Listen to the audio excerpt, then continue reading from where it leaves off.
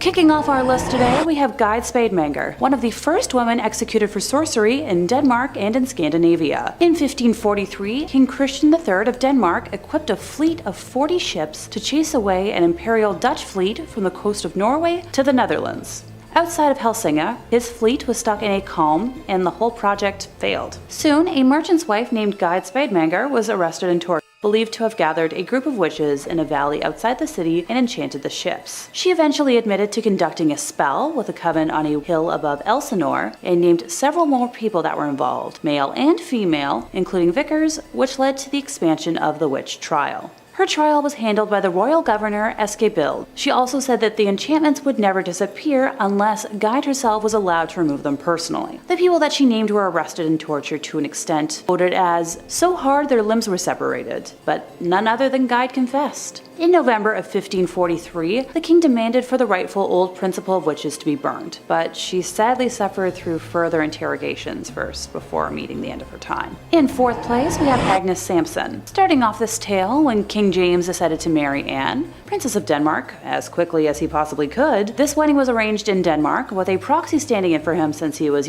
located in Scotland. Anne's attempts to join her new husband across the ocean were severely delayed by dangerous and life-threatening storms, so he eventually decided to join her instead. After another wedding ceremony, which the king actually attended, the couple decided to head home to Scotland, with yet another storm plaguing their journey. Witchcraft trials had already begun in Denmark. Remember Guide? I mentioned a minute ago? And the king had taken note, so when it was reported to him that witches East Lothian conspired to cause the treacherous weather that threatened not just his life, but that of his way too young bride, he believed what he was told. Agnes Sampson was an elderly woman who was known locally as a healer and a midwife, having cared for and successfully cured many neighbors of ailments throughout her life. She was a widow with several children, living close to poverty in East Lothian. She had been suspected and investigated for witchcraft before, so there was no surprise locally that her name was given. After she was named, Agnes was quickly captured and protested her innocence. The News from Scotland, which was an English-written pamphlet that would have been written in London around 1591, says that Agnes was shaved from head to toe and each part of her body tortured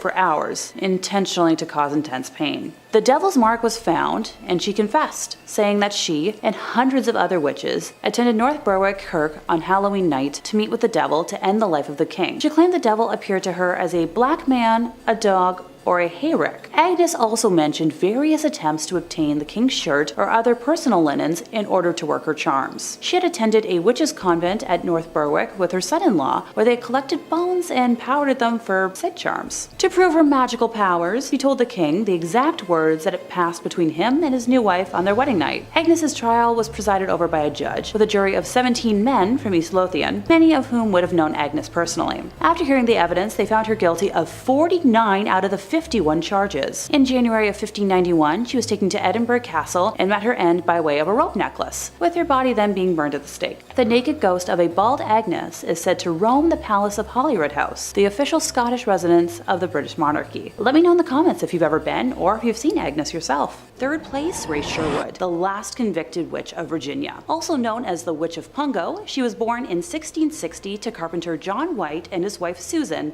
and married her husband, Farmer James Sherwood, in 1680, whom she birthed 3 sons with. Grace was a renowned healer, growing her own herbs on their land, also acting as a midwife. While no official paintings or drawings of her exist, she is described as very attractive and tall, with a sense of humor. She was known to wear trousers instead of dresses while doing yard work, something almost unheard of at the time. The first accusation of wrongdoing against her came in 1697, when Richard Capps accused her of using a spell to end the life of his bull, of which the court could not make a decision. Grace and her husband filed a countersuit, which was settled out of court. In 1698, Grace was then accused by neighbor John Gisborne of enchanting his pigs and cotton crop. No court action was taken this time, and another countersuit by the Sherwoods went nowhere. In that same year, Elizabeth Barnes alleged that Grace had taken the form of a black cat, entered the Barnes' home, jumped over her bed, whipped her, and left through the keyhole. The allegations went nowhere.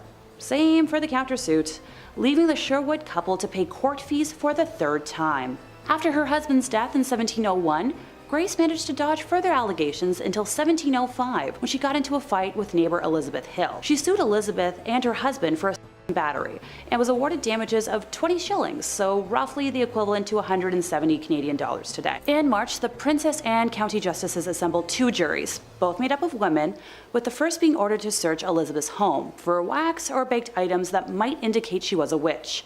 Led by Elizabeth Hill herself, Grace was examined by the second jury of 12 ancient and knowing women, appointed to look for markings on her body that might be brands of the devil.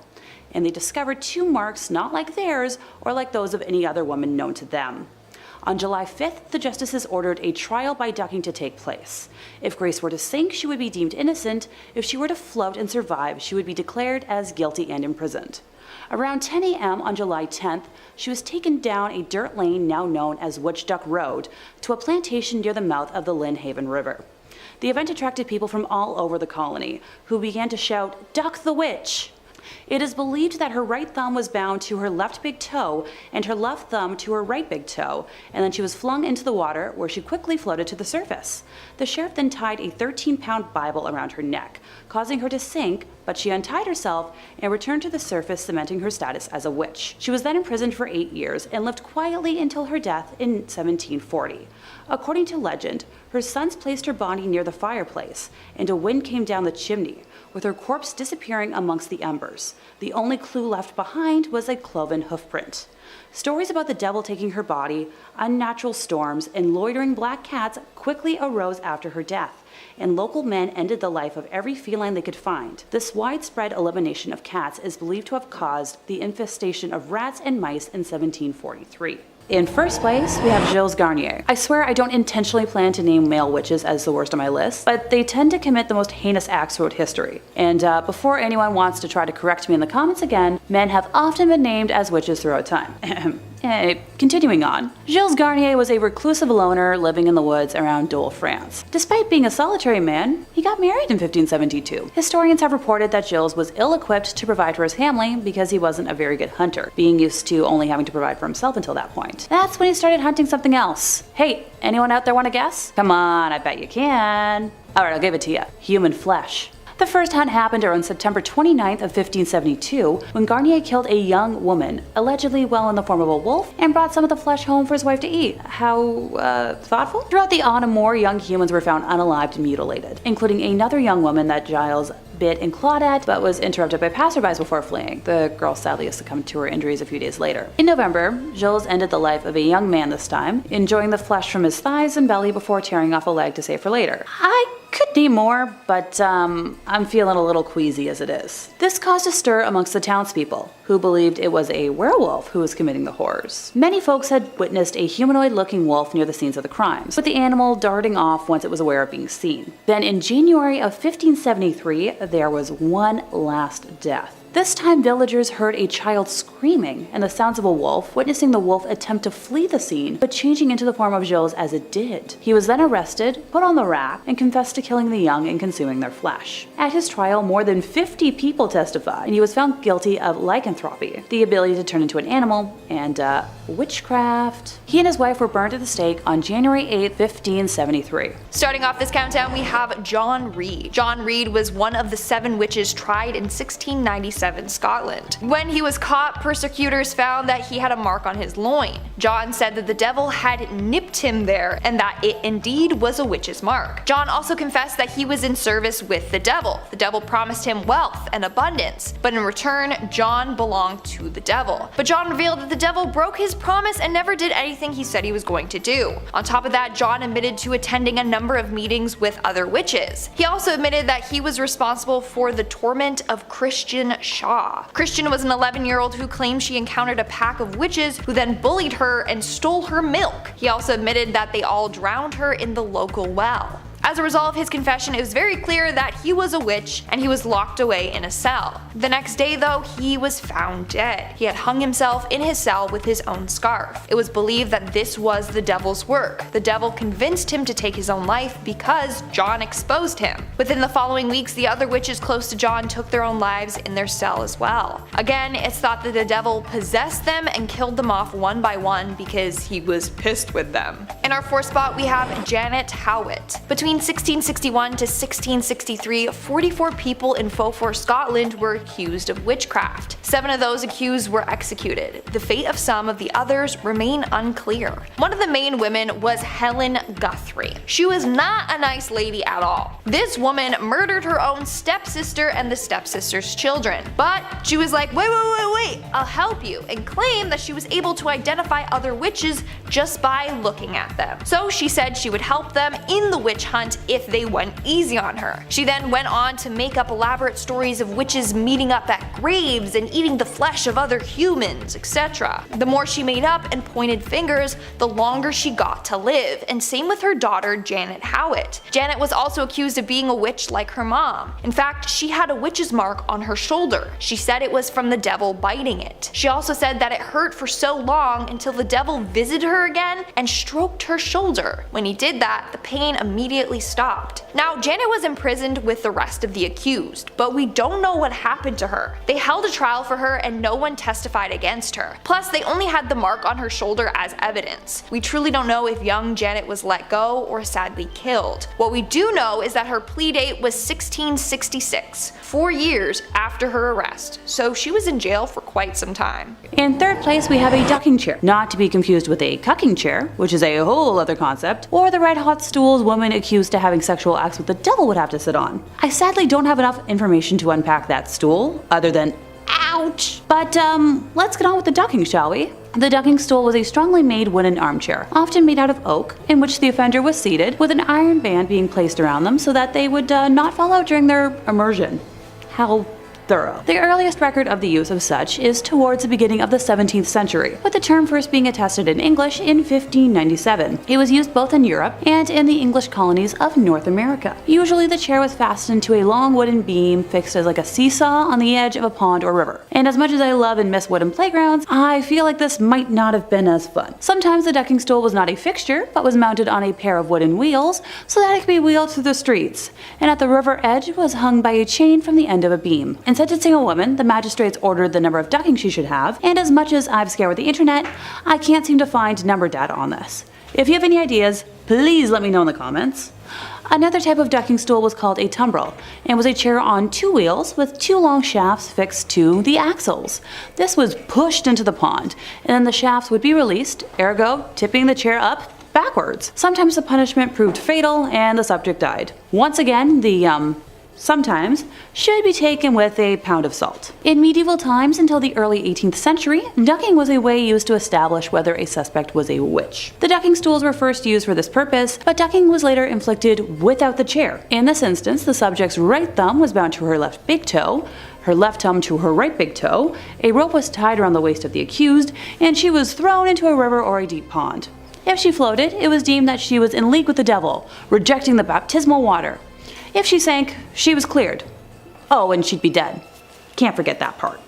Silly me. Number 1 on this list is the swimming test. Now this is one that I'm sure most of you have already heard about, but it has to be on this list based on just simply how ridiculous it was. Now even though in hindsight this test was nuts, I do kind of understand the logic of how they got there in the first place. It was believed back then that witches had rebuffed the sacrament of Christ, meaning that baptism was definitely a no-go for a witch. Because water is tied heavily to baptism, the logic followed that if you were a witch and you were thrown into the water, then the water would reject your body from entering, and therefore you would float to the top of it. To test this theory, they would take their suspected witches, strip them down naked, hog tie their limbs, and then throw you into the water, and if you floated, then you're a witch, but if you sank, you're just a person. Again guys, this kind of makes sense, except for the people who weren't actually witches and sank to the bottom. Now I should note that they would sometimes tie a rope around your body, and if you sank, they would pull you back up to the top. But this only happened sometimes. Other times they would just throw you in, and if you sank and drowned, then oh well, I mean, you drowned now and at least you weren't a witch. Also, this tying of the rope wasn't a perfect science either. A lot of times people who sank would drown anyways as they were being pulled up. Basically, just the accusation of being a witch meant that you would be sentenced to death, because if you did somehow manage to float, then now you're a witch and you're gonna be burned or hung, and if you did sink, as most people did, then you'd probably just drown. Sometimes, even if you did sink and you did then get pulled back up to the top and survived, they would just kill you anyways. Back then, if more than one person accused you of being a witch, then you were pretty much as good as dead. In our third spot, we have the Witches of Huntington. The Witches of Huntington were several individuals in the UK who were found guilty of witchcraft. First, we have Elizabeth Weed. Apparently one night, 3 spirits came to her and told her to renounce God and make a blood pact with the devil. So she listened, and that's what she did. John Winnick also did the same, but only agreed to if the spirits would help him out financially. Others, including John Clark Jr., were also visited by these spirits and decided to also renounce God and make a deal with the devil. Out of the 9 people accused, 5 were found guilty and hanged. Well, John Clark knew that they were going to search everyone's body for their witch's mark, which they all had. So what did he do? He cut off his 3 days before he was searched. Literally gouged it out of his skin so that the mark was gone. But I'm kind of confused, because wouldn't that create another mark?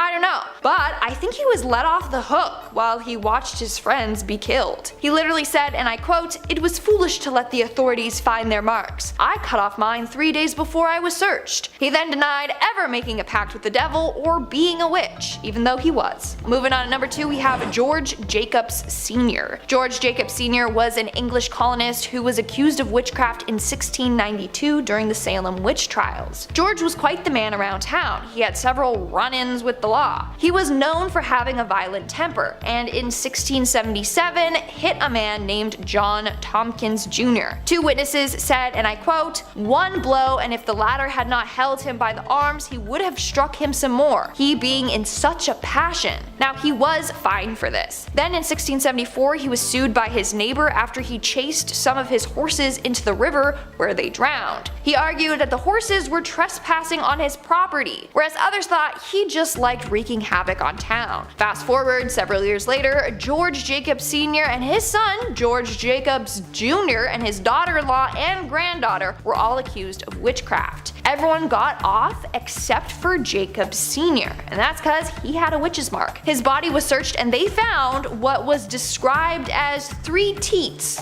on Jacobs. It was thought that if a person had an extra nipple, that this was a sign that they were a witch. Why? Well, it was believed that the extra nipple or teat was from when the devil or some demons sucked the witch's blood as a form of nourishment. It was said that Jacob Sr. had 3 of them. 1 in his mouth, 1 on his right shoulder blade, and 1 on his hip.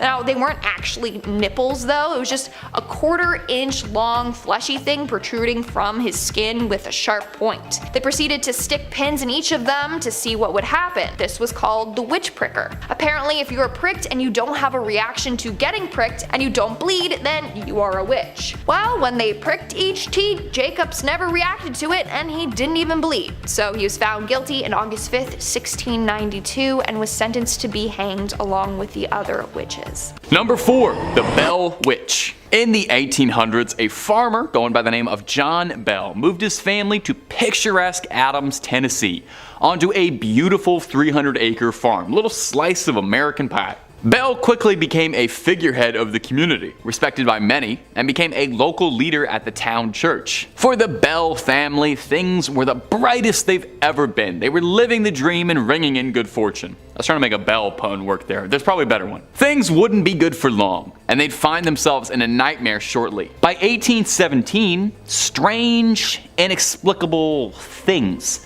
started to occur all around the farmstead. John Bell found a strange animal on the farmstead, a mutant hybrid that resembled a grotesque mix between a dog and a rabbit. I know that sounds like it would be cute, but I think if you get the wrong parts of both, that's just going to turn out to be a very, very ugly animal. I think dog, rabbit ears, Pretty cute, maybe like dog, rabbit face, dog, rabbit body, I don't know, mess. Anyway, it was a disgusting thing. The younger members of the Bell family would wake up covered in red scratches all over their bodies at all hours of the day. The family would hear faint whispering and singing that sounded like an old woman singing hymns. Most tragic is the Bells found a mysterious vial of liquid inside their home that no one could explain or understand. Nervous about what it was, the Bells offered the mystery liquid to their cat, which passed almost immediately. Rest in peace, Bell cat, taken too soon, undeservedly. You didn't deserve to be an experiment for them. For 3 long years, the Bell family was tormented by a mysterious entity that would later become known as the Bell Witch, after the mysterious old woman's humming and singing. In 1820, John Bell quickly grew extremely ill, quickly descending in his health, and would pass away later. At his funeral, the mourners complained they could all hear the laughing of an old woman, mocking and singing the fate of the late John Bell. The farm became a haunted attraction, where it still is to this day, and it even caught the attention of President Andrew Jackson, who in 1819, a year before Mr. Bell's passing, visited to see if legends of the witch were real. Allegedly.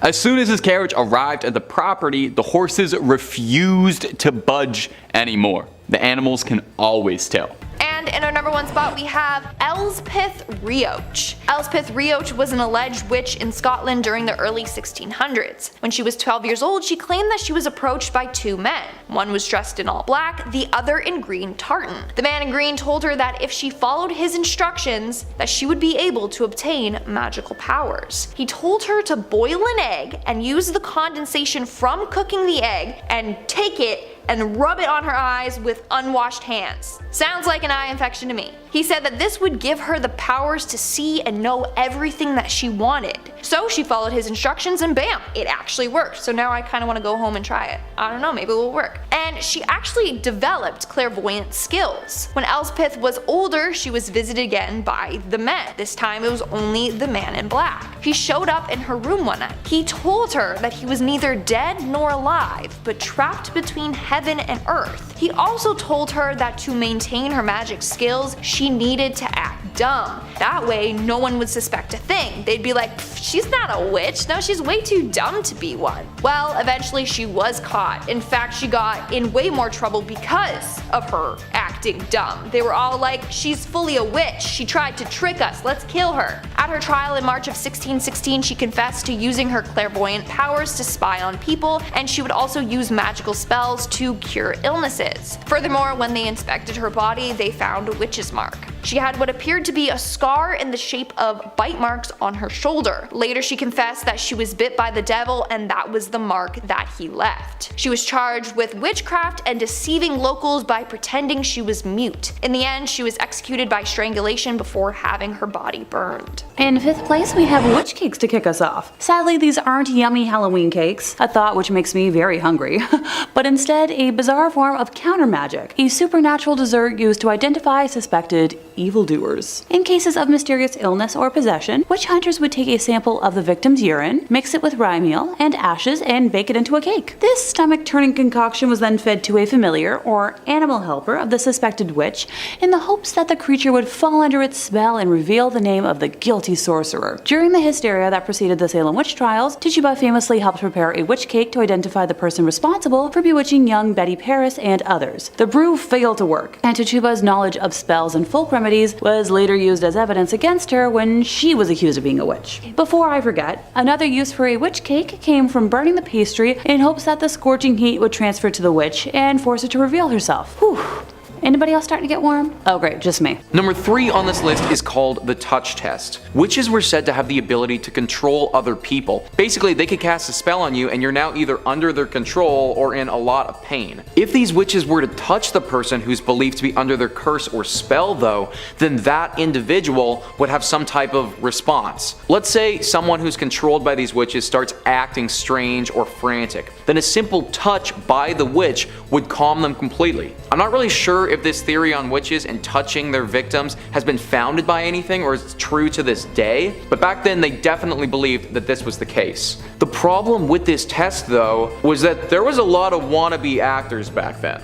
In 1662, there were two older women who were being accused of witchcraft. Their names were Amy Denny and Rose Cullender. Now, they had reportedly cursed some young girls and were causing them serious harm, which manifested itself in the way of seizures. These girls would have seizures, but it was believed that if the witch who was possessing them, so Amy and Rose, were to touch them, then the seizure would stop immediately. Well, sure enough, this was tested in court, and it actually worked. The second that the old women touched these girls, the seizures stopped immediately and their hands just grew completely soft and totally calm. But let's not kill them just yet. They then blindfolded the young girls and did the exact same experiment, but now with other people subbing in and touching them. Well, it turns out the girls were faking and would stop seizuring to other people who touched them instead of just the older women. Perfect. So Amy and Rose, they can't possibly be witches then. We ran the test, they passed, they should be set free. Maybe in today's world that's what would happen, but not in 1662.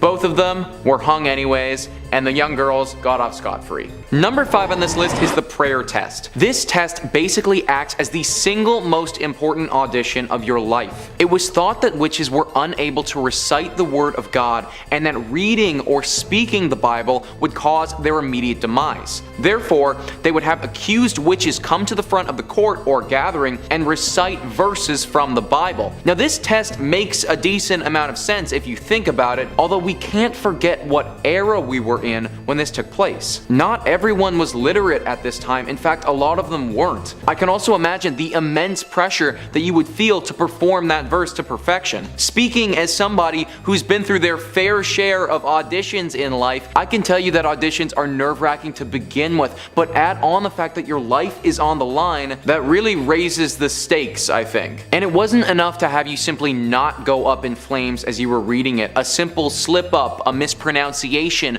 a little pause, all of these things were evidence that the accused was a witch and was struggling to get through the verse. The crazy thing about this as well is that even if you did recite this verse flawlessly without fail, you might still be put to death anyways. George Burroughs had to perform this test during the Salem trials, and even after he absolutely nailed it, they still killed him. The people were so convinced that he was a witch who needed to die that they chalked up his performance as being a devilish trick and killed him regardless. Number 5, Julie Brown. Our first witch today on the list of which witch is which is Julie Brown, legendary voodoo priestess of the swamps. New Orleans is filled to bursting with two things: the most wondrous advancements in soul food and gumbo technology on the planet, and ghost stories. There's a whole lot of voodoo to go around in Louisiana, and in Manchac they say there's the ghost of an old voodoo priestess named Julie Brown. The story of Julie Brown is an unnerving one. I would certainly hope so, otherwise it wouldn't be on this list. She was said to be reclusive, would sit on the porch of her swamp shack and spend the day cackling, predicting the demise of nearby towns and its residents, singing twisted songs about her death and the apocalypse and the end of days. Despite the fact that she was a kooky old lady singing songs about the apocalypse on her front steps, locals actually feared her and treated her as an oracle and a prophet, and were very nervous of wronging her just in case she placed a hex on them, which, you know, is reasonable. You should always treat everyone you meet with kindness just in case they turn out to be a witch who can hex you. The prediction she's most known for, besides one bizarre correct prediction about the 1994 Super Bowl Cowboys at Bills game, was her threatening prediction in 1915, where Julie Brown would cackle over and over and over that she was going to die and take everyone with her. She chanted this again and again until her death. On her funeral, a hurricane hit the town, decimating 3 villages and taking countless lives. Julie is said to be buried in the swamp, and locals believe it was her spirit that caused the hurricane. And if you happen to be passing through Manchac, just pay your respects to Miss Julie Brown. Like I said, you never know what kind of secrets somebody has. And if you're looking for more stories about witches, or really any kind of urban legend, Top 5 Scary has all of that and then some. I'm not kidding. If you can think it up, there's pretty good odds we've done 2 to 3 videos on it. We got something scary for everything under the sun and above it.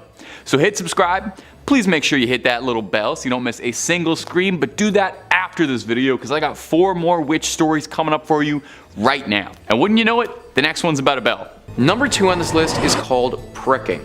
This was a horrible test that was basically just a glorified means of torture. Now I'm sure that most of you know what a witch mark is, but if you don't, then it's basically a mark from the devil that indicates you have a pact with Satan, and witches have these on their bodies. However, if there's an accused witch that doesn't have a witch mark, that doesn't mean that they're off the hook. It's possible that they still have a witch mark. It's just hard to see, or it can't be seen to the naked eye. Well, if this was the case, then you need a professional pricker, right? A professional pricker is someone who works solely on discovering witches' marks. That's right, guys, this was so common that they actually had a career path that came out of it. It was believed that a witch's mark didn't feel any pain, and in turn, wouldn't show any signs of weaknesses. Therefore, if you pricked them with a sharp point, then the person wouldn't be in any pain and no blood would come from this prick. So professional prickers would have their accused witches, and they would just take their chosen sharp object and just stab them until you had a spot that didn't bleed.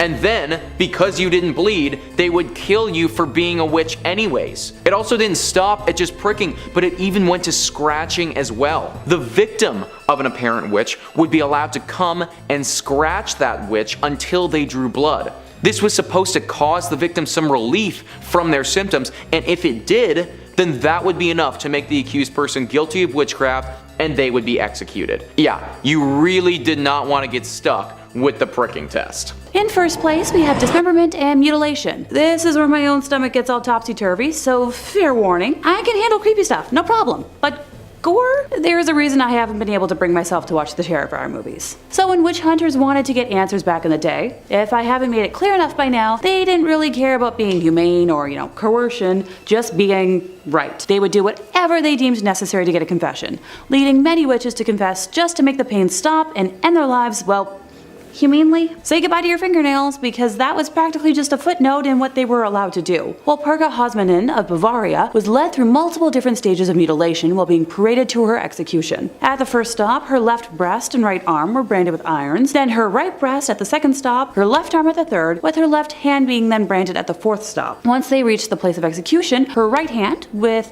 which she had made her oath as a midwife, was cut off before she was finally burned alive at the stake. Oh, her ashes were not allowed to remain on soil, but they were just, dumped in a stream. Probably the most extreme extent of this was a punishment normally reserved for killers, but exceptions were made for witches who confessed without torture to crimes deemed brutal enough for it. Are y'all ready for this? The offender would be strapped to 4 horses, with one arm or leg attached to each separate horse, and then on command, the horses would start running and rip the offender's arms and legs off. The person would die somehow, and painfully, through life source and limb loss. In our second place position, we're traveling over to 1662 Scotland, where Isabel Gowdy, housewife to John Gilbert, residents of the Aldern region, and that's about all we know of her personal life. It is believed that she was tortured before her confession.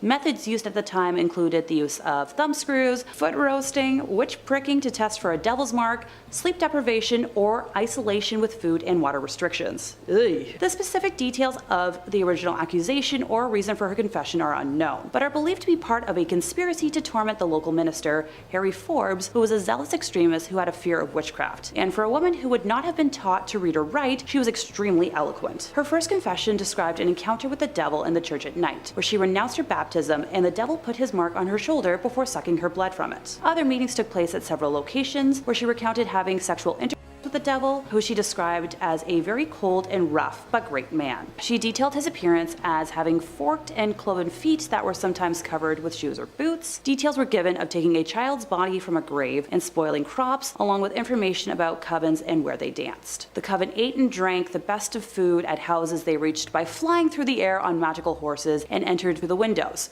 where they were entertained by the Queen of the Fairies in her home at Downey Hill, which was filled with water bowls that frightened Isabel. She claimed to have made clay figures of the male offspring of the owner of her land to cause them suffering or death, and that she had assumed the form of a jackdaw bird with other members of the coven who had transformed into animals like cats and hares. Some parts of her testimony, such as her description of the king and queen of the fairies, has been cut short when the notaries have just noted, etc., because they were unable to keep pace with the volume of information being narrated to them. A little over 2 weeks later, on May 3rd, Isabel's second confession was transcribed. She expanded on details about the coven by providing providing the nicknames of its members and as many of the spirits that waited on them as she could remember, including her own servant spirit, whom she called Red River, who dressed all in black. Claims included once again having the ability to transform into animals, with the individual chance used supplied. Over the duration of all of her confessions, a total of 27 benevolent or malevolent chants were given, more than in any other British witchcraft case. She testified that the devil handmade elf arrows that were then enhanced by small, roughly spoken elf boys. The devil allocated a number of arrows to each coven member with instructions that they were to be fired in his name. If the intended target, human or animal, was touched by the arrow, she claimed that they would pass, even if wearing protective armor. Spells used to inflict illness and torment on local minister Harry Forbes were also described. On May 15th, Isabel was brought before her interrogators for a third time. Same as her first two confessions, the transcript begins by detailing her pact with the devil. Taking the information she provided previously about the elf arrows a step further, she revealed the names of those whose lives she had ended, along with supplying names of other coven members with details of who they had unalived. She described an instance where the devil had sent her to run an errand disguised as a hare, and how, while in that form, she was chased by a pack of dogs until she was able to utter the chant to transform herself back into a human. She mentioned that while dogs could not kill her in that disguise, any marks sustained would still show after returning to human form. Descriptions of dining with the devil, along with salacious details concerning sexual relations with said devil, and broad characteristics of his were chronicled. The fourth and final confession on May 27th was mainly to confirm the three previous testimonies and an attempt to elicit more information about the members of the coven. After the 6 weeks that it took to record her testimonies, the panel of interrogators believed they had enough proof to request a trial from the Privy Council, which was granted. While there is no official record of the exact trial outcome, it is believed that Isabel would have been found guilty and, following the verdict, would have been transported by cart to Gallow Hill, where she would have been subject to a public strangulation and burning. The posthumous burning to ensure that she couldn't haunt the community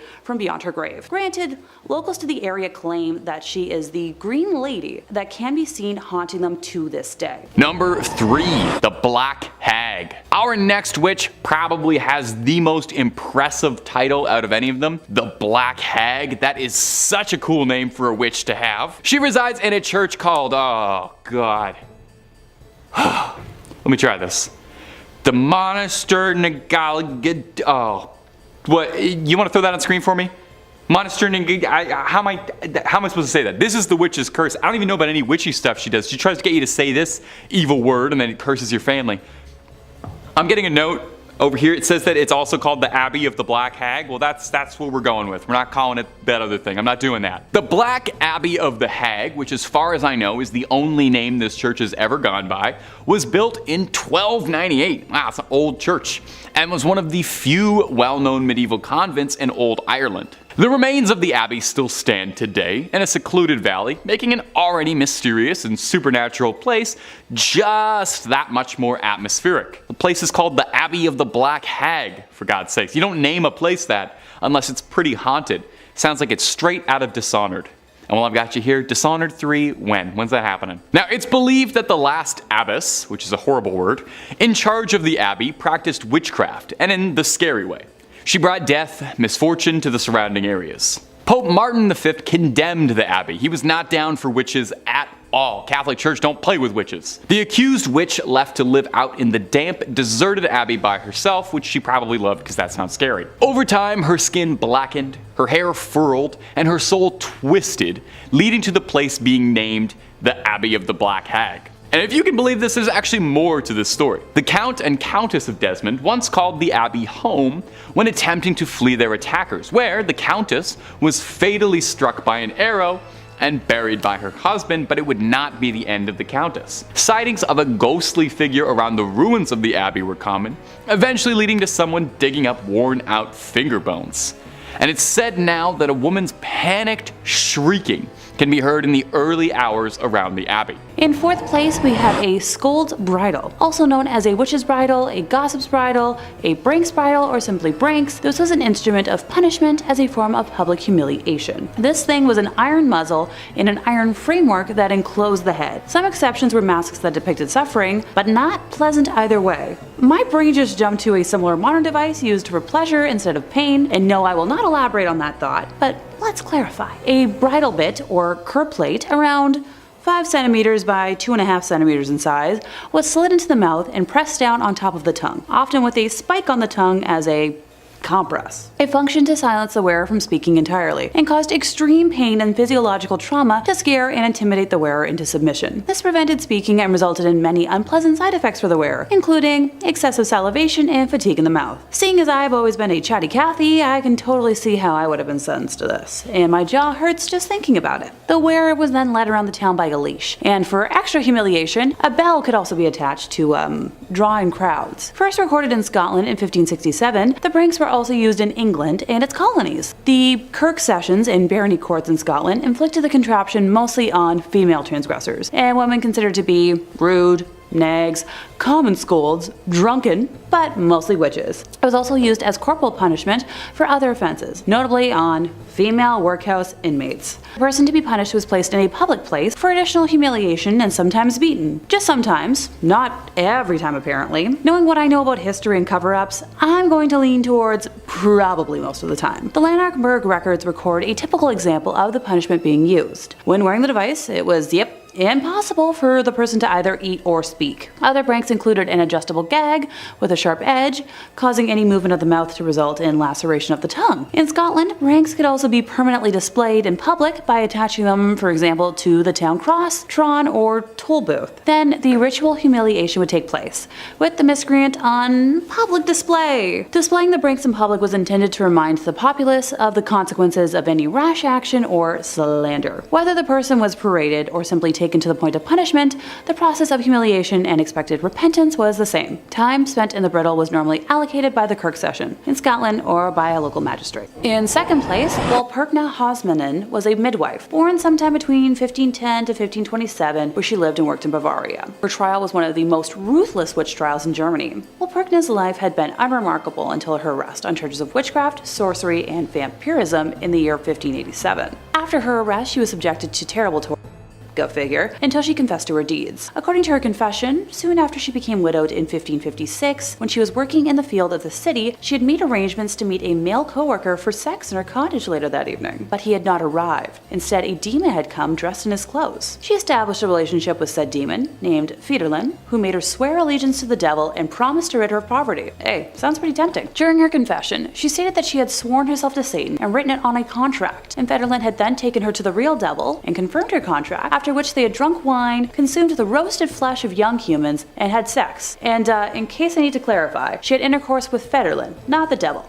Plot twist, I know. She described visiting the devil often, and her demon lover had also visited her plenty to have sex with her, even in the streets at night and while she was in prison, leaving every time she said the name of Jesus. Alright, well, that's one way to come down from it. Fiederlin had gifted her the magical ointment she used to harm her victims, which included humans of a variety of ages, animals, and even crops. She confessed to having ended the life of many young during her work as a midwife by applying the special salve or putting pressure to their foreheads and to have sucked their blood like a vampire. Walpurga also confessed to having eaten the young with other witches and using their hair for sorcery. The full list of crimes she confessed to was very long, with her victims including 41 young humans, 2 mothers in labor, and a multitude of other people and animals, including cows, pigs, geese, and a horse. The decision of authorities was swift and unanimous, with the church and royal court finding her guilty and sentencing her to death. Before being burned, she was first taken through the city and stopped 5 times before reaching the place of execution. At the first stop, they branded her left breast and right arm with irons, then her right breast at the second stop, her left arm at the third, with her left hand being then branded at the 4th stop. Once they reached the place of execution, her right hand, with which she had made her oath as a midwife, was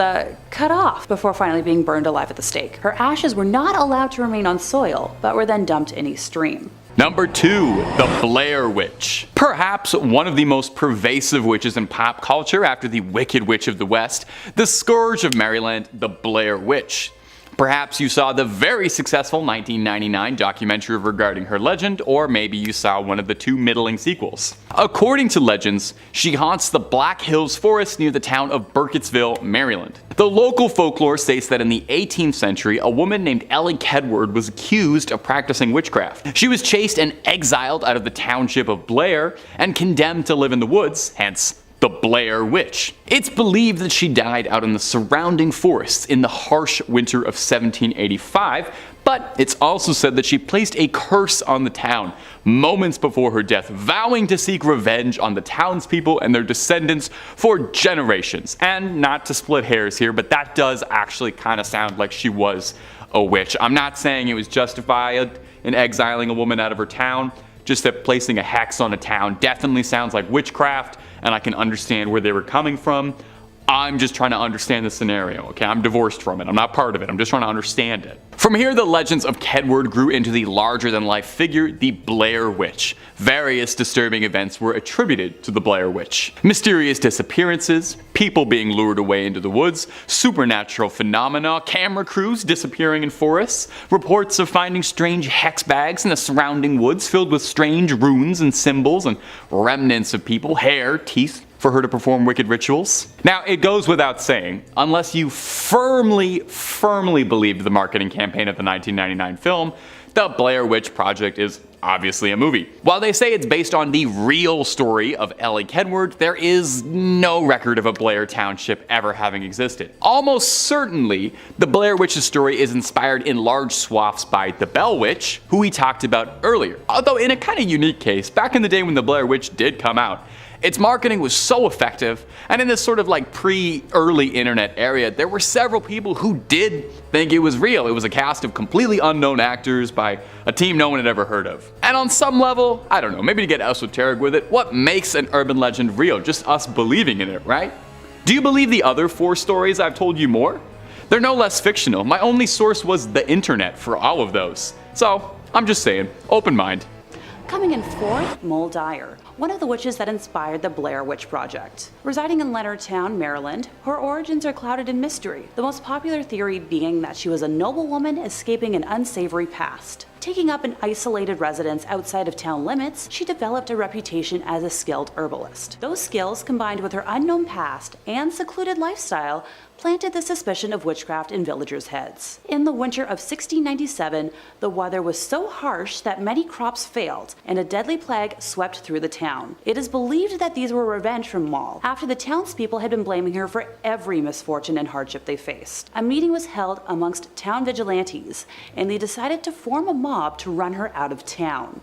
They set fire to her cottage in the dark of night, and Maul ran until her legs gave out, kneeling by a large rock. She raised her hand to the sky, calling down a further curse to the townspeople, and eventually froze to that same rock, leaving her handprint as a notice of her final act. The boulder has since been preserved as a landmark, and even though the handprint is no longer clearly visible, visitors have reported feeling profoundly uncomfortable or experiencing terrible aches and pains around it, and cameras have been known to malfunction in its presence. On the coldest nights of the year, people have reported seeing a woman with long white hair and wearing a white dress walking through the fields and woods near the town. In the middle of this scary sandwich, we have Agnes de la Barthe in 3rd place. Born around 1230 in Toulouse, France, she was a noblewoman and a Gnostic Christian, which was a sect that was considered heretical by the Catholic Church. By definition, Gnostic Christian is a term that refers to various branches of early Christianity that claim to have special divine knowledge. They have different views of the Bible, Jesus Christ, salvation,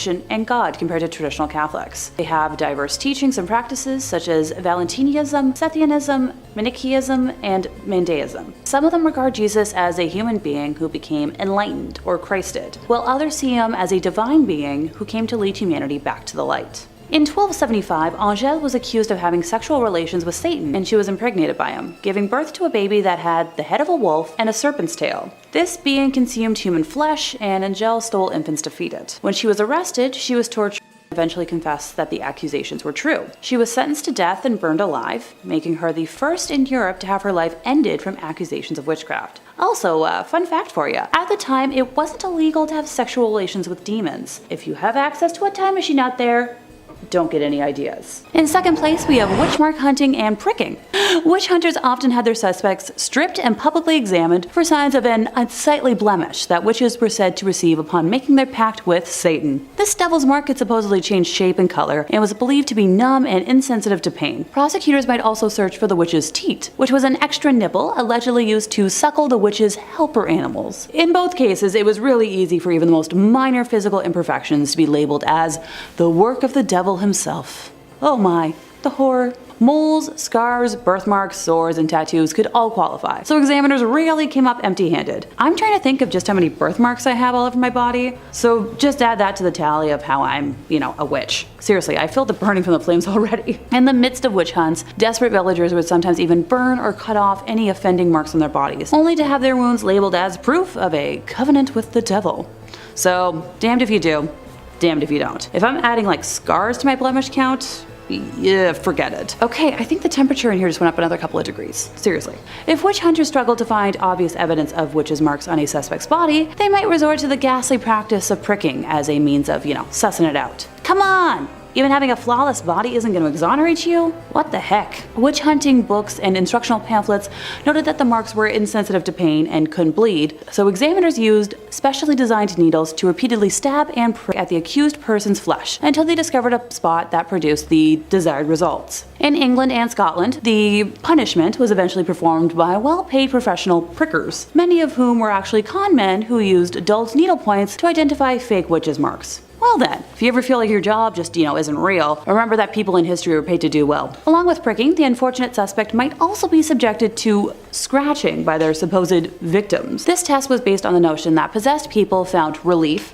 by scratching the person responsible with their fingernails until they drew fluid. If their symptoms improved after clawing at the accused's skin, it was seen as partial evidence of guilt. No, absolutely not. I can't see anyone being proven innocent whatsoever from this nonsense. Talk about a biased court. Number 5 on this list is Goody Cole. Now, Goody Cole is a little interesting because today she is not a physical witch, but the ghost of her former witch-like self. Back in the 1600s in Hampton in the United States, Goody Cole lived with her older husband at the time. Once 1656 rolled around though, she didn't live with him anymore. Goody Cole was arrested and found guilty of witchcraft. It was said that she had a mumbling habit, looked extremely witch-like, and also had some animal-related deaths tracked back to her in what would have been used for apparent rituals. It was also said that she was capable of turning herself into an animal and would often do so to disguise herself and trick others. When she was arrested, she was treated extremely poorly, often tortured, starved, and this whole process went on for years. After 6 years of this, she petitioned to be released so that she could support her husband who was close to death at the time. The court agreed that they would let her do this, but she had to pay a sizable fee that she obviously didn't have access to because she was in jail. Her husband eventually died alone without the support of his wife, something that was said to eat at Goody's conscience continually. Now, the manner of Goody Cole's death is sort of up in the air. Some say that she was stabbed with a stake for being a witch. Others say that she was finally released, but she was so old that she died in her home alone soon after, whereas some people say that she just died in prison. But one thing's for certain, Goody Cole was so unhappy with the people of Hampton actually that she never left. Many people in the area have reported in the older parts of town that they still see a dark, shadowy figure resembling an old woman. A phantom all in white that stalks people through the streets and can be seen in the windows looking down upon you as you walk through the city. People believe that this witch won't cause you any harm, but her goal is to make you feel as ostracized as possible, the exact way that she was made to feel back when she was still living. Kicking us off in 5th place, we have Tatuba, one of the first women to be accused of witchcraft during the Salem witch trials of 1692 to 93. It is believed that she was taken from her tribe and forced into slavery in Barbados, where she learned her skills in witchcraft from mistresses and other slaves. When the head of her plantation passed, she was inherited by Minister Samuel Parris and was then brought to Salem, Massachusetts. Tatuba was accused of practicing witchcraft by a young woman, Abigail Williams and Elizabeth Parris, who also happened to be the daughter of her owner. The girls had been showing signs of being bewitched, and it was believed that Tatuba told the girls tales of voodoo and witchcraft prior to said accusations. A neighbor of the Parris family, Mary Sibley, recommended a witch's cake be baked to reveal the names of the witches, and instructed Tatuba to bake a rye cake with the victim's urine and feed the cake to a dog. Dogs were believed to support witches and their supernatural powers by following the witch's requests. When the symptoms shown by the young woman did not pass, this was shown as evidence that Tatuba possessed the powers of witchcraft. She was allowed to speak in court, becoming the first person to confess to practicing witchcraft in Salem in March of 1962. She also confessed to speaking with the devil, stating that he ordered her to worship him and hurt the children of the village, along with discussing tales of black dogs, hogs, a yellow bird, red and black rats, cats, a fox, and a wolf that she had cursed. She was sent to jail in Boston to await trial and punishment on March 7, eventually stuck in jail until being sold to an unknown person for the price of her jail fees that Samuel had refused to pay. Number 2 on this list is Jenny Greenteeth. Jenny Greenteeth is a witch in British folklore that is said to haunt the waters of Lancashire, Cheshire, and Shropshire. I know, it's a lot of shires. Jenny is a river witch and lives in the rivers of these areas looking for victims to drag down with her. As you'd imagine, with a name like Greenteeth, her appearance is pretty grotesque. Green algae-like hair, a wrinkled witchy face, skin that is the same color as a bog, and a weird fleshy exterior. Jenny is certainly not a looker. But I suppose it doesn't matter a whole lot, as she uses the swamp like water and pond scum to mask her appearance so you can't see her beneath the filth. The origin of Jenny Greenteeth is still up for debate, but the bare bones of the tale are pretty consistent. Jenny was a girl in a local British town who was the victim to some heavy bullying. One day when she was at her job getting water from the well, somebody yelled at her that they hope she falls in and dies. Well, that's exactly what happened. Her spirit manifested as Jenny Greenteeth, this old hag who now haunts the waters in this area. Jenny is not simply a harmless witch either. She preys on people, specifically children that get too close to the water. Sometimes she will try to lure them towards the riverbank by calling out to them or singing a tune where no one can figure out where it's coming from. Now, this tactic is one that we've talked about on this channel before with the Utah water babies and is very successful. She lunges her hand out and grabs them, dragging them into the water where they will drown and never be seen again. This water witch is known by all the locals in the area, with everyone having some slightly different adaptations to the legend. General consensus though, if you hear someone singing from the rivers of Britain,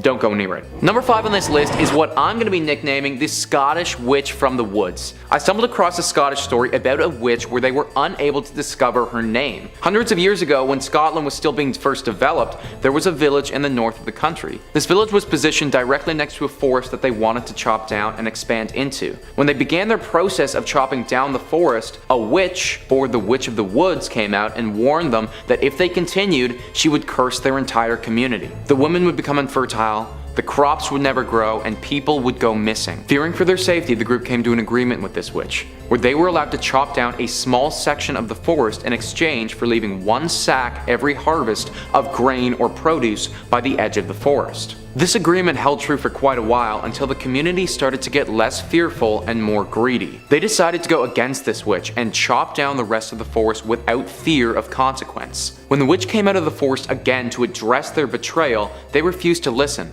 and they hung her immediately. Right before she was executed though, she said that the new price was 3 bags of grain. This fell on deaf ears though, except for one fearful farmer that decided to heed the warning for a little while. The community went on thriving until once again that farmer's fear was replaced with greed. He stopped delivering the grain, and that very same day his youngest daughter went missing. The community looked everywhere, but nobody could find her until somebody checked the mill. Through the bricks and all over the walls, blood started dripping down to the ground, and they knew exactly where his daughter went. That mill has since been torn down, but it was replaced with a silo. And to this day, the locals in that area still think that that silo is haunted by the Scottish Witch in the Woods. Number 1 on this list is Lalechuza. Lalechuza is a witch based in Mexican folklore that is said to haunt the Mexican nights. I wish I could pinpoint the location down for you guys to be a specific region in Mexico, but this witch is sadly far too mobile for that. Lalechuza used to live in a small Mexican town and regularly practice witchcraft. Her intentions were foul though, and would regularly cause harm to others, whether that be to them directly or to their livelihood. The townsfolk, once they discovered that she was the cause of their misfortune, raided her home and viciously murdered her. They didn't kill her well enough though, because her spirit still clings to life to this day. Said to regularly take the form of an owl and fly throughout Mexico, Lalechuza is constantly on the hunt for food. Her preferred meal is young men. This bird is apparently massive, and once it sets its sights on you, it will be nearly impossible to escape. Some people have reported that she is so big that they've seen her run cars off of the road and eat her victims in the wreck. She also employs some other tactics instead of just brute force. Sometimes she will mask her voice as a baby and sit outside your door until you open it, and then she'll pounce. You may also hear the consistent racket of an owl howling in the night go and check your window to see what the commotion is and become this owl lady's dinner. Basically, she is a giant owl that you can't run from, you can't beat in a fight, and is also able to outwit you with some strange tactics. She haunts all of Mexico, and you just need to hope that if you were there, she doesn't pick you to be her next meal. Number 3 on this list is Helen Duncan. Helen Duncan was a Scottish witch who traveled throughout Europe and actually isn't that far removed from present day. She died in 1956 and is known by some to be the last Scottish witch. As a young girl, she was considered by most to be a normal, albeit outspoken and loud, growing child. It wasn't until midway through her life that she started seriously practicing witchcraft. Helen garnered a name for herself by regularly performing seances every evening and having the ability to communicate with the dead. During her nightly rituals, she would invite viewers to come and watch. These viewers had reported seeing the materialization of ghostly figures directly in front of their eyes when Helen entered her deep witchly trance. Helen was also capable of and would often excrete a strange looking ectoplasm from her mouth while she was doing this. And if this wasn't enough, Duncan could also see things that others couldn't. At one point, the ghost of a sailor appeared and talked about a very secretive incident that had happened in World War II that the public, or Helen Duncan, couldn't have possibly known about. After hearing this information, the authorities realized that they couldn't have Duncan revealing any important state secrets about the war and arrested her for witchcraft immediately. It was revealed during her trial that some of her witchy ways were not what people were led to believe though.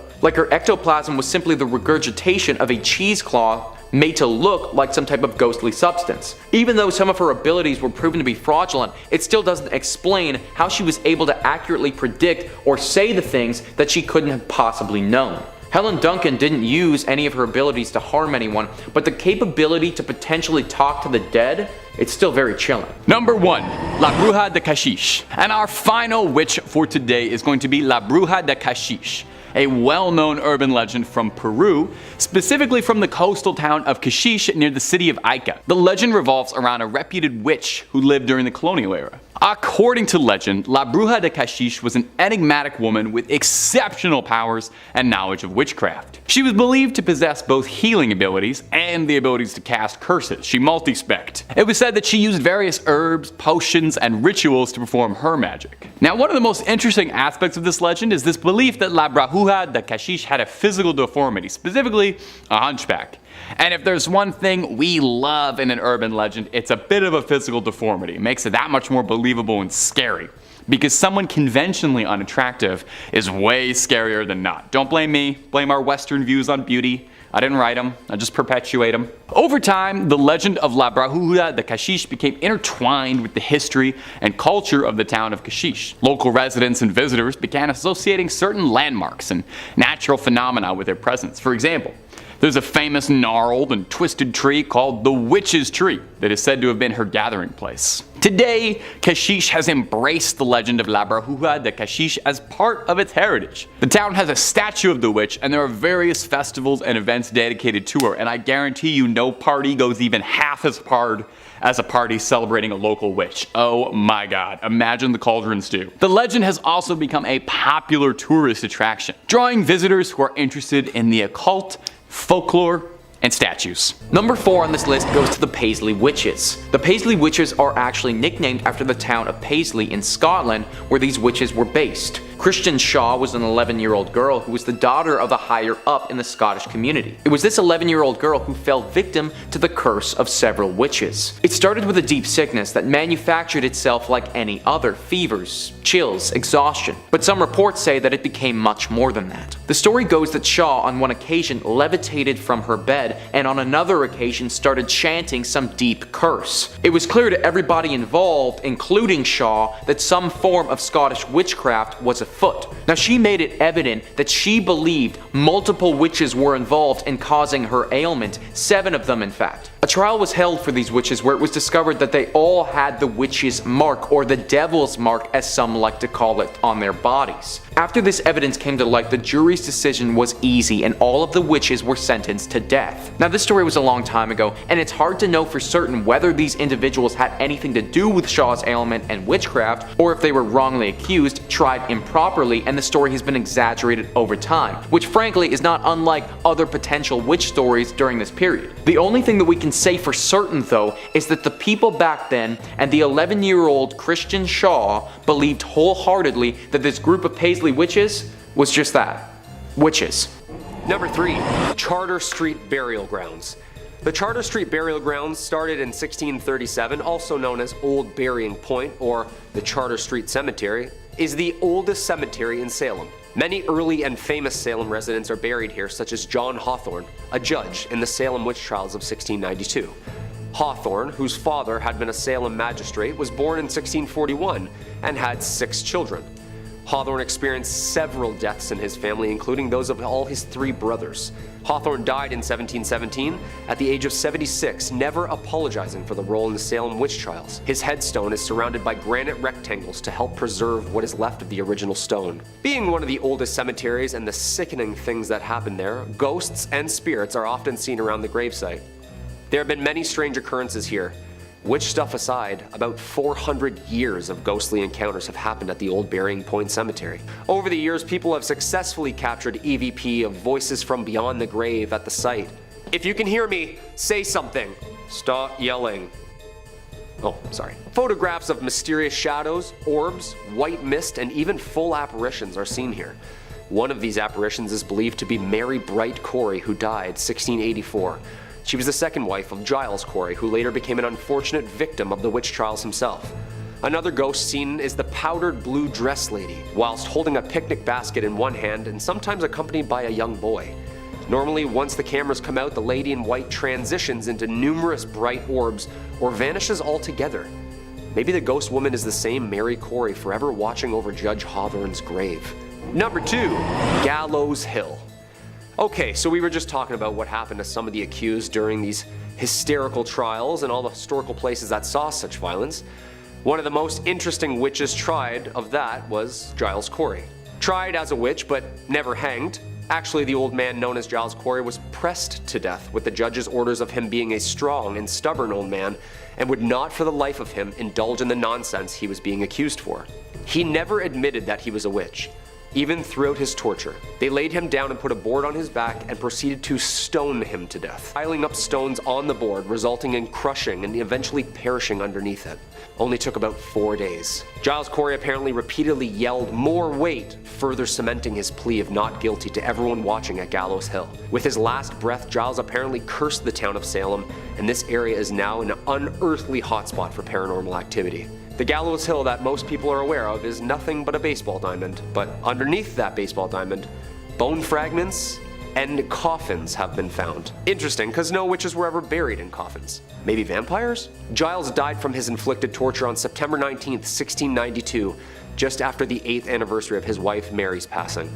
Strange sounds emerge from the area at night, including loud knockings, thumpings that wake up neighbors from their bed, and of course, the full-bodied apparitions said to walk the grounds yelling in the middle of the night. There have been full-bodied apparitions spotted within the woods, with disembodied voices shrieking in the middle of the night. The disturbingly loud voices yelled throughout the area have had some locals scratching their heads.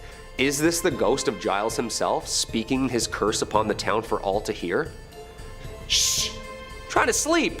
And coming in at number 1, House of Seven Gables. Locals say the Turner Ingersoll Mansion, or also known as famously the House of Seven Gables, is the most haunted spot in Salem. How many haunted spots are there? Ghosts are just like really competitive. Now a prominent museum, protected in its original form, used for plays and reenactments by the locals, the original structure was simple in nature, with only 2.5 rooms and just under 3 stories tall. By the time of John Turner's death, the prominent merchant, sea captain, and owner of the house, he was one of the most wealthy men in the entirety of Massachusetts. Turner and Ingersoll's House of the Seven Gables is a ghostly reminder of the tormented souls both trying and being tried at the time of the hangings. But the Turner Ingersoll is a reminder for more than just lost shipping fortunes and curses, as it's also a homely reminder of Judge Hawthorne himself and the guilt he inflicted on that town. As records show, Hawthorne may have feigned sympathy for the accused witches, but he never regretted his involvement in their trials or executions. And he certainly never expressed any remorse during the trials themselves for sending the accused to their death. Following the witch hysteria of the late 1600s, the Hawthorne family lost most of their wealth, no doubt influenced by the families of the accused witches who sought out justice for their dead loved ones. Acting now is only a museum of historic place. Each year, the museum hosts a series of theatrical plays, all of which surrounding the Salem witch trials. Such plays titled as Legacy of the Hanging, Judge Hawthorne, and Spirits of the Gables. But some of the actors aren't, well, very alive. As for the ghosts outside of the theatrical performances, well, everybody's got their own opinions on that, but tour guides and employees tend to avoid the attic, where some people have complained about being choked by ghostly figures. Local lore has many different stories to tell, and so do many of the visitors who enter Salem's most haunted house. Others report seeing a phantom boy who enjoys playing in the attic. Throughout the day, his giggles and laughs can be heard. Always giggling kids, eh? They're like the scariest ghosts. Well, that's about all the proof and lore I need to believe it. Imagine doing a show and a ghost just saying, line? Number 1 on this list is Isabel Gowdy. Isabel was a Scottish witch from the 1600s, and frankly, she did everything. Through several confessions that she made on her own accord, without the pressure of torture or coercion from higher ups, Isabel admitted to taking part in a wide array of witchcraft activities. She admitted that she had freely let the devil suck blood from her neck and that she had romantic relationships with the devil before. She admitted to taking the body out of child's graves and using it in a ritual to destroy people's crops. She said that she had made clay effigies or voodoo dolls of someone's children and used these to harm and even kill them. Isabel was also part of a coven, a group of witches whose intentions were evil and had the ability to change their form into animals. She described in detail the brutal murders that she had committed for the devil and her fellow witches. She even offered up information about spells they had used to inflict illnesses on people, uttering some of them to the council she was confessing to. Now, it's unclear exactly why Isabel decided to confess to these heinous crimes and oust herself as being a witch. She had to be aware that confessing to these crimes of this nature would surely mean her execution. It had been said, though, that she felt extreme guilt for her crimes, and that's why she decided to come forward and accept the consequences as they were. Regardless of what her intentions were, though, Isabel Gowdy has to go down as one of the most dangerous known witches in Scottish history. Coming in at number 5, the Corwin Witch House. The Jonathan Corwin House in Salem, or simply known better as the Witch House, was the home of Judge Jonathan Corwin, 1640 to 1718, a prominent figure in the horrors that happened there, and is actually the only structure you can visit in Salem today that has direct ties to the Salem witch trials of 1692. Well, that might not be the case, because we got a couple of those coming up. Trust me, this place is riddled with ties to those witches. Corwin bought the house in 1675 and lived there for more than 40 years. The Witch House is a 350-year-old thick building with black painted timber, 2.5 stories tall, built to last, massive and looming. Located at 310 Essex Street in the historic district of Salem, the house stands in testimony to the witch trials, and it's believed that the Witch House was used by Jonathan Corwin and others to actually interrogate those accused of witchcraft. The Witch House remained with the Corwins, of course, until the mid-1800s, yet there wasn't many family around to liven it up. The Corwin curse seems like a weird one, since all the Corwin's kids, 5 children, all perished young from separate complications within the house. And this is where it gets really weird. Not only is the place haunted to hell and back with specters seen in the attic upstairs and loud voices, arguments heard in the empty house at night, 8 Corwin lives were lost to premature death in that house. All Corwins. Yeah, I'd say that makes for a pretty cursed home, alright? A family curse. Number 4, Proctor's Ledge. There are over 1,000 documents from Salem witch trials, yet none of the accounts actually specify where the hangings took place. For many years, it was believed that the 19 people who were executed in Salem were hanged at the summit of Gallows Hill, on the edge of town to the west, where the town would meet for large gatherings. Seems like after some homework, the hill alone would be too hard to climb, not an ideal spot to hear or see the live trials, and was too thick and heavily wooded. Maps of 1700 Salem show Gallows Hill marked on the map, but no actual marker for the execution site. I feel like a detective all of a sudden. A team of researchers began to reconsider all of the evidence around 2010, eras of homework collected over the years, and eventually concluded that the real execution spot was Proctor's Ledge. Boom, baby! This was confirmed in 2016. Part of the evidence included 1692 eyewitnesses' accounts who wrote in journals that they were able to see the hangings from their homes to actually remains being dug up and found now. Now I know what you're thinking, it's named after John Proctor. No, it's not. However, odd timing, as he was one of the witches accused of witchcraft along with 3 of his other mistresses.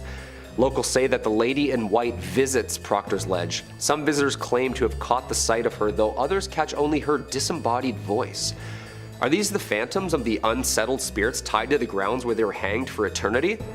Who knows? Number 4 on this list are the Boo Hags. Typically associated with the haunting of the coastal plains of South Carolina, it should be noted that there's no reason to believe that they could only be limited to this area, but there has been a large amount of activity of them here. Now I should also note that the jury is still a little bit out on if these creatures are exclusively witches or exclusively vampires. I think that the truth of the matter is probably a horrifying mixture of both. Legend says that the Boo Hag needs to get sustenance from a person's breath, and that's how they sustain themselves. This action is somewhat similar to how the Dementors act in Harry Potter, but still with some notable differences. For starters, a Boo Hag is a fleshy creature that does not have any skin of its own. Therefore, it is simply a red tendon-esque humanoid being. Because they don't have any skin of their own, they will often steal the skin of their victims and fit it to their bodies until that skin inevitably deteriorates. The action of sucking someone's breath isn't as simple as my Harry Potter example either. Typically, once a Boo Hag finds a suitable victim, they will stalk that individual back to their home and wait until they're sleeping. Once they're passed out, the Boo Hag will break into their home and straddle the person who is asleep. This action is referred to by locals